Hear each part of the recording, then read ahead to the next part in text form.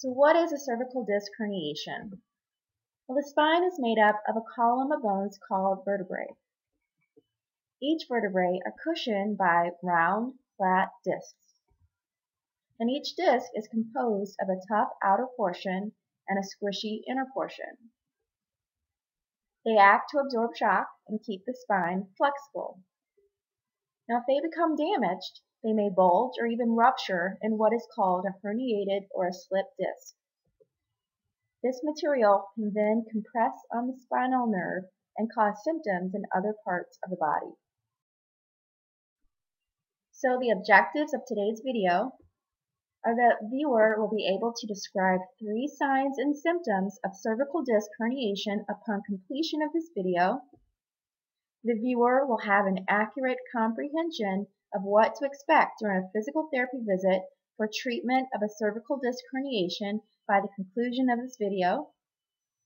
The viewer will be able to accurately perform 3 daily at-home exercises over the next 2 weeks to alleviate pain caused by cervical disc herniation with the help of this video demonstration. And finally, the viewer will properly cue his or herself throughout the day on correct posture to help alleviate postural stresses affecting cervical herniations by the end of the first day of treatment. So how is a cervical disc herniation treated? Well, some interventions include soft tissue mobilization, traction, thrust manipulation, home exercise plan, and also some postural cueing. So let's watch. Hi Tracy, how are you doing today? Good, how are you? Good, good. If you'd like to have a seat on the table, I'll have you lie down on your back over here. We're just going to go through a couple of techniques that your physical therapist may go through with you. One of these is just called soft tissue massage. So I'm just going to warm up my hands a little bit here. And I'm going to have you actually scoot a little bit further down here. Good. I'm just going to first start off with just a little static contact here. Is that okay for you? Mm-hmm.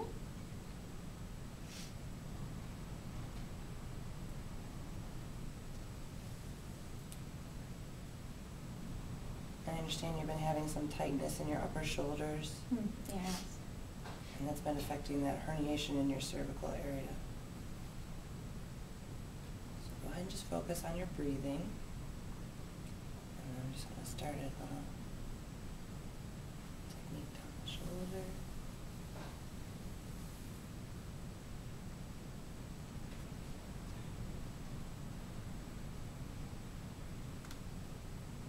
Turn your head just a little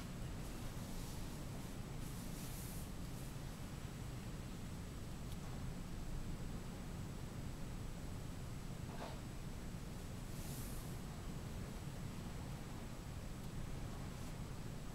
Just give me the weight of your head.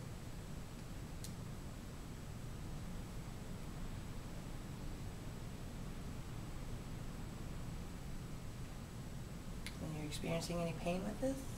No, it feels good actually, thank you.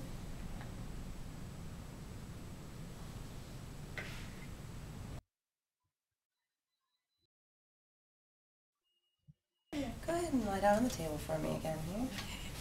So after we've been doing some of these more manipulative techniques, actually, we're just going to end the session today with a little bit of manual traction. It's not as aggressive as mechanical traction. I'm just going to go ahead and alleviate some of that pressure on your cervical spine by taking my fingers up here underneath the occiput of your head. Does that feel okay? Mm-hmm. And again, I just want you to focus on your breathing. Do you feel a little bit of alleviation from that pressure? Yeah, it feels good.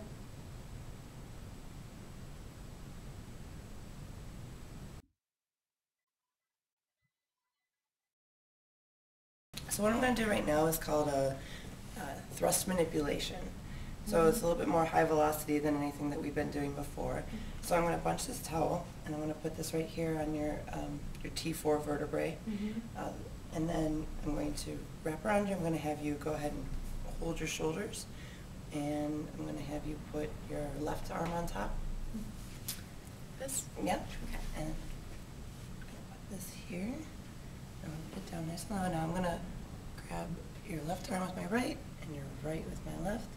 And we're just going to take a couple of, just go ahead and focus on your breathing. So you're going to breathe out and breathe in and breathe out and breathe in and breathe out and breathe in. And we're going to go on this one. Good.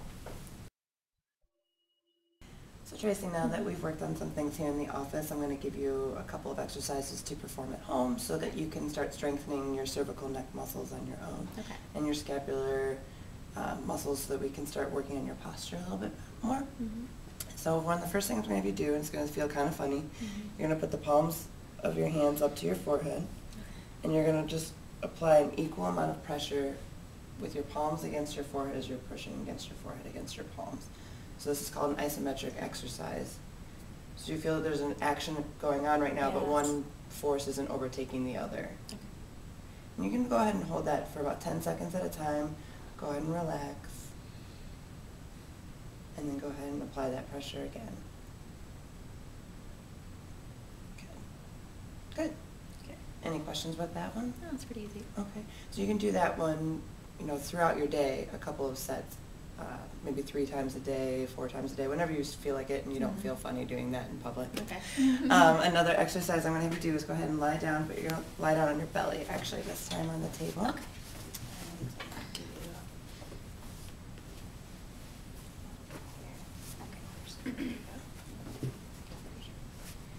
There. And you're going to lie down with your palms facing the bed, the table, and then you're going to rotate so that your palms are going to face upward. Sorry. You're going to start with your palms facing upward, and then you're going to rotate so that your palms are going to face down towards the bed. And you can actually leave them down on the table. So your palms are facing upward, and then go ahead and rotate so that your palms face down towards the bed. Very good. And you're going to feel an activation here between your scapula a little bit. Do you feel that? A little bit. Okay. Go ahead and rotate. So good, yeah. That's good. And go ahead and release. And again. Good. And release. And again. Good. So since this is a little bit easier, you can go ahead and come on up to sitting.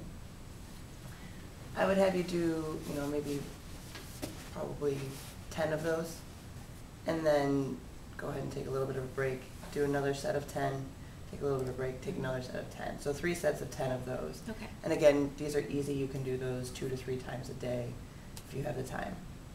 And just one last exercise I'm going to have you do is I'm going to have you lie down, but I'm going to have you put this pillow along the center of your spine. Okay. If you have one of those foam core rollers, those are Mhm. really good too if you have one of those at home, but if not, you can just sort of roll up a pillow. Okay. I'm going to have you lie down. I'm going to try and have this so it's not underneath your head. Good, so that your head is relaxed. Is that okay for your Mhm. neck? And you're just exactly right. You're just going to let your arms roll open over that. So do you feel a stretch here? Yes. Across the top. So this is really good for your pectoral muscles. So when they're tight, they're going to pull your shoulders forward, so you want them to be open and released. Okay. And you can just hold that for 30 seconds, for as ever long as you like. Doing that a couple times during the day. Is that good? Mhm. All right, go ahead and come on up. Are there any questions on your home exercise program? No, I don't think so. Okay, we'll write that out for you so that it's a little bit clearer. All right, thank you. Okay.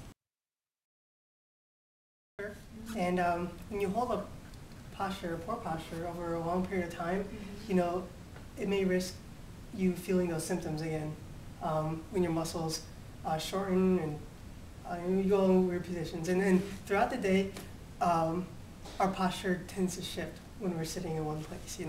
We get more relaxed, we start slouching a bit, and then to get closer to the screen, we may put our head forward. And then if you have teenagers, eventually you're just like this because you don't care about what the teacher said. So when you're sitting, throughout the day when you're sitting, you want to remind yourself, okay, let's sit up straight. You want to sit up straight? Yeah, bring your butt back into the chair.